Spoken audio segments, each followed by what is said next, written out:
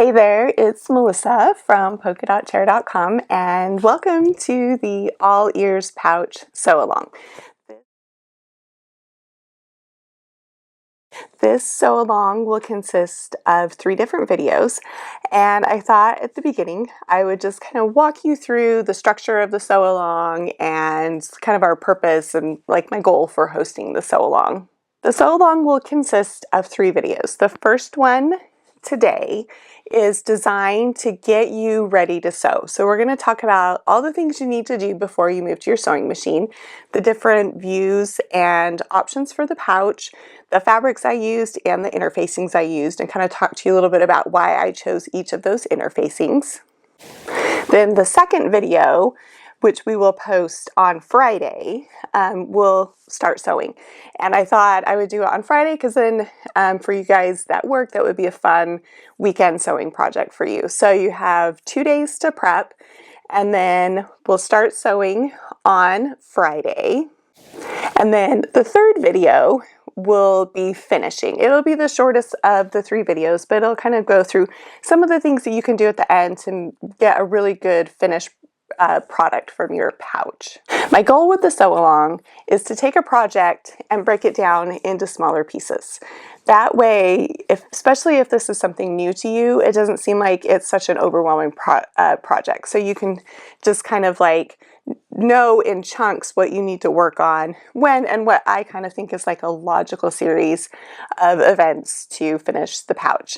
Now this pouch is a quicker project than some of our other sew-alongs because the other sew-alongs, we've done a lot of quilts in the past. So this is like an afternoon sewing project. It should go together pretty quickly, but the video is here in case you need extra help, especially if you've not sewn with the zipper before. I promise they are not scary.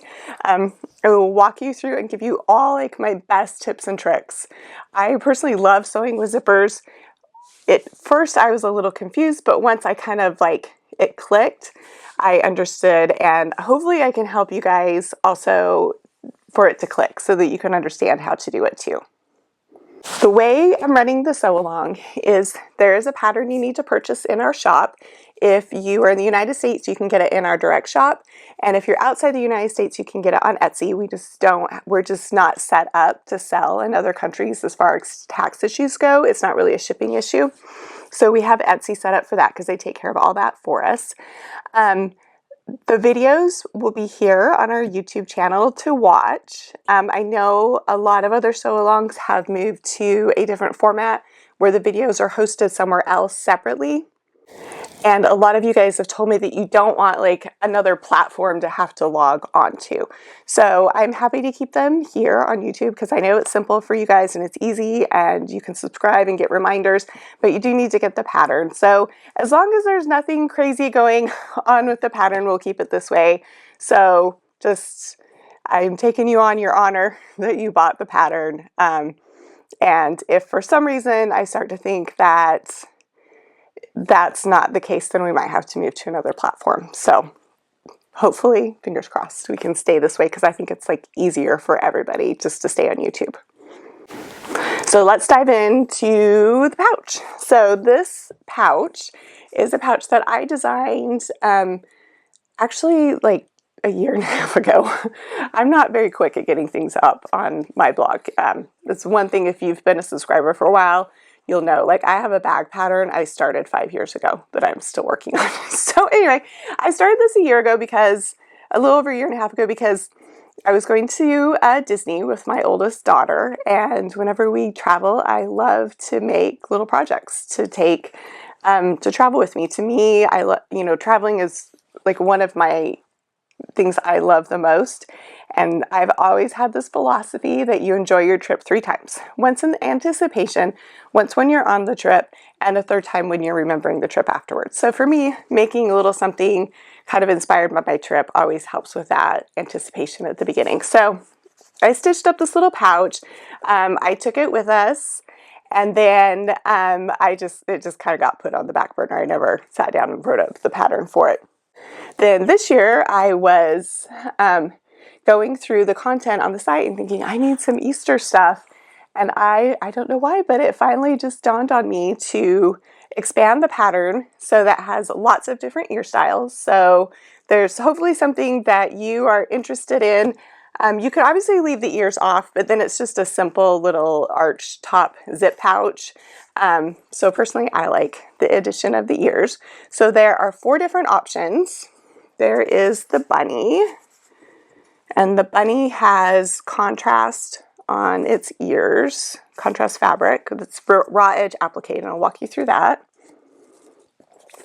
The cat also has a little bit of raw edge applique on the ears, and some of you guys have pointed out I put the ears on backwards. This ear should be there and this ear should be there because the cat, like the pink part of the ear, should be facing out, not in. So when you put yours together, just keep that in mind.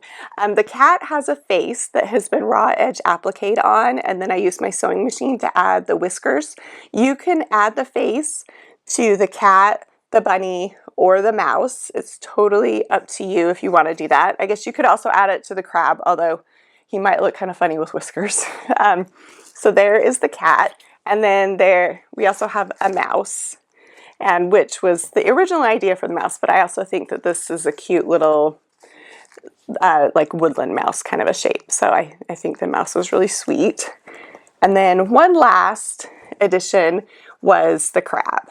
Kind of inspired by one of my mermaid fabric lines from a couple years ago. I made a bag kind of like this, and I thought it would be fun, little beach guy.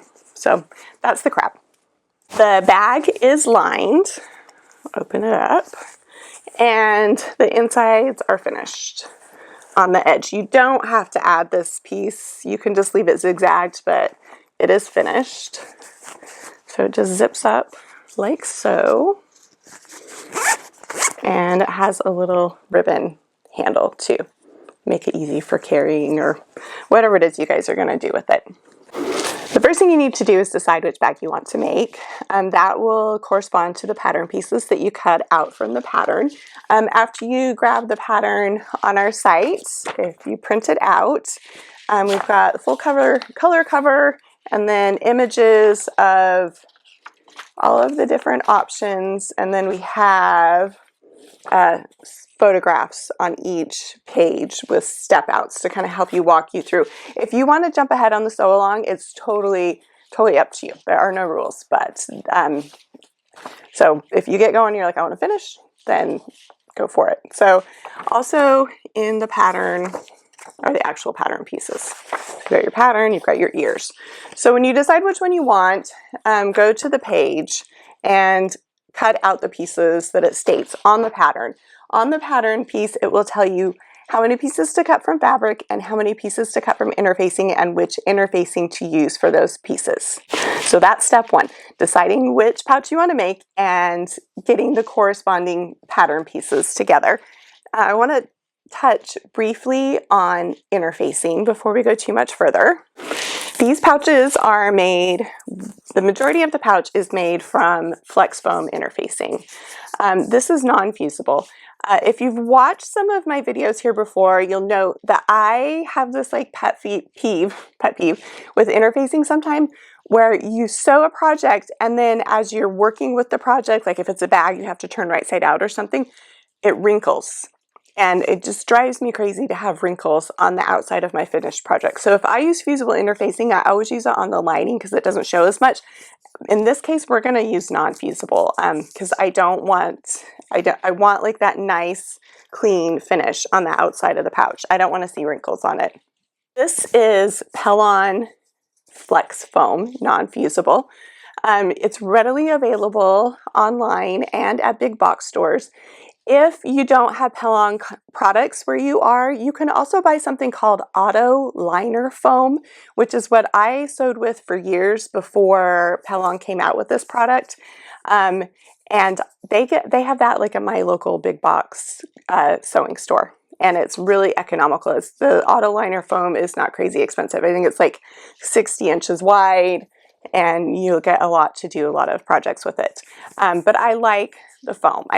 Usually people will say, hey, can I use quilt batting or fusible fleece instead? And you can. The bag will finish. It will stand up. But if you want like that kind of like like bouncy kind of spring back effect.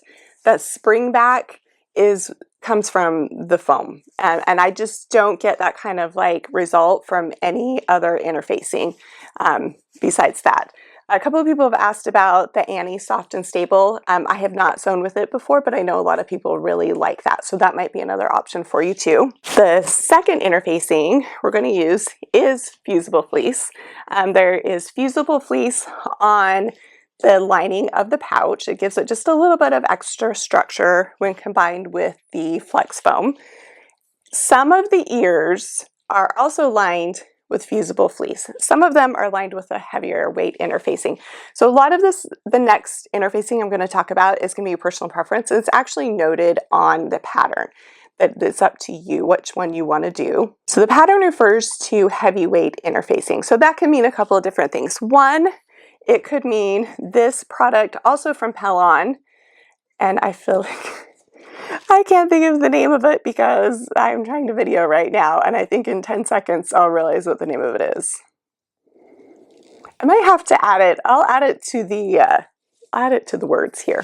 But this is a product from Pellon. It's stiff. It can be a little bit hard to work with. The flip side of it being hard to work with is it's what's on the inside of these mouse ears. It gives you a really nice crisp finish, like the ears stand up. But it's not for everyone. This bunny has fusible fleece on the ears instead of the heavier interfacing. And so you can see like the ears will fold over, but they spring back just fine. Now the crab also has fusible fleece, and you'll see he's a little bit floppy.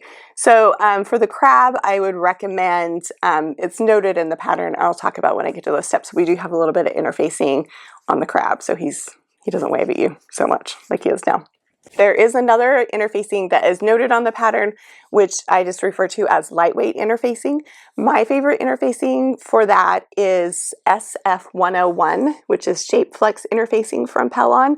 I think it goes on smoothly. It rarely wrinkles. Sometimes I'll use it before I put on a fusible, like a layer, like fabric, Shape Flex, and then like fusible fleece sometimes if I want to make sure that I have a really nice smooth finish and it doesn't wrinkle, which is what I love about the SF101. And each of the ears have lightweight interfacing. So you're going to need lightweight and heavyweight interfacing for each of the ears or the claws. It's up to you which of those interfacings that you choose. And if I've completely confused you, just leave a comment down in the comment section and I will answer that for you. Now on to fabrics. Fabric, you can use any quilting weight cotton. I would not recommend anything heavier than a quilting weight cotton because you're just going to deal with a lot of layers here and it just might get to be too thick.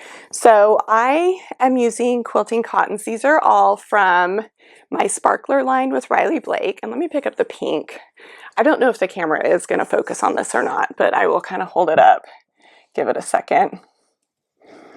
I can't see it, see if it focused. Hopefully it did. But it is a solid fabric with some subtle pluses on it that are tonal. And the gold ink is sparkle ink, which is a metallic ink. So it just gives everything a little bit of extra kind of glow. The colors are Pina Colada, gray, beach, and black.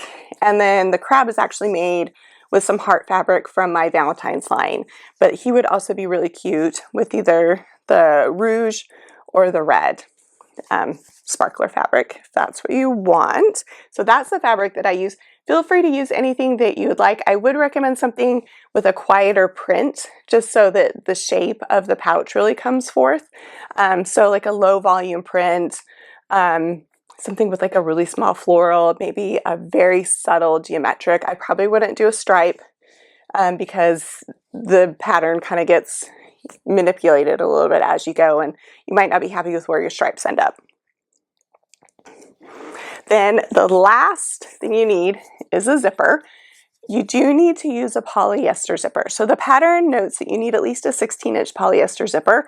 The reason that is you can cut polyester zippers down and sew over the end of a polyester zipper. You can cut down a metal zipper. This is more complicated, and sewing over it, you cannot sew over a metal zipper. It will break the needle on your machine. So you need a polyester zipper. Polyester zippers are what are most readily available when you go to the fabric store, so you shouldn't have a hard time finding these. This is longer than 16 inches. This is probably a 20-inch zipper, but just make sure it's at least 16 inches and then you can cut it down. One tip, when I buy zippers, usually there's like hardly any difference in price between like increasing inches of size of zipper. So I usually buy the largest size zipper within my price point because I can cut it down, and I just feel like it gives me more versatility for later, so I don't have to worry about having like a bunch of specific sizes of zippers on hand. So that's it. On Friday we will start sewing. Hopefully I covered everything that you need to get going on your pouch. As I mentioned before, if you have a question, just leave it in the comment section. Also included the link of where to get the pattern in the description of the video. And then we will see you back here on Friday. The pattern, I almost said the pattern, like I'm just talking too much. The video on Friday will post around 8 p.m. Eastern, which seemed to be, when I surveyed a lot of people, it seemed to be a good time so that you guys weren't at work and you're kind of settled for the evening. Oh, the videos will not be deleted. So like if you're not here Friday at 8 o'clock, don't stress. Like if you put this aside and like pick it back up in June, the video will still be there. I have no intention of removing the video, so don't feel rushed. And I hope you have a really good time with this project, and I will see you guys on Friday.